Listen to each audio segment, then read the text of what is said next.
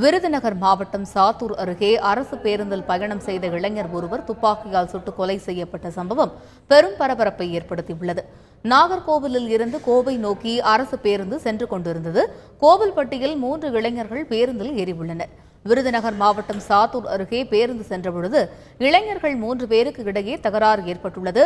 இதில் 2 பேர் சேர்ந்து ஒருவரை துப்பாக்கியால் சுட்டு கொலை செய்துவிட்டு தப்பி ஓடினர்.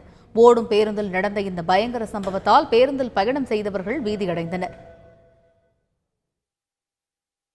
முன்னாடி பஸ்ஸில் முன்னாடி சீட்டில் உட்காந்துருந்தாங்க. இங்கே வண்டி ஸ்லோவான டஃப்னு ஒரு சவுண்ட் வந்துச்சு.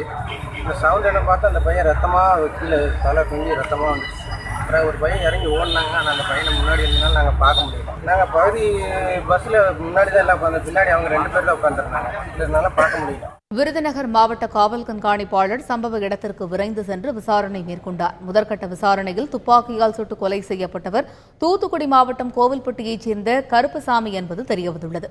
கோவில்பட்டி புது கிராமம் பகுதியில் அப்துல்லா என்பவர் கொலை செய்யப்பட்ட வழக்கில் கருப்புசாமியும் அவரது சகோதரர் கனகராஜ் ஆகியோரும் கைது செய்யப்பட்டு சிறையில் அடைக்கப்பட்டனர்.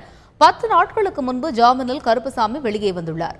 அப்துல்லா கொலைக்கு பழிக்கு பழி வாங்க கருப்புசாமி கொலை செய்யப்பட்டிருக்கலாம் என்ற சந்தேகம் போலீசாருக்கு எழுந்துள்ளது.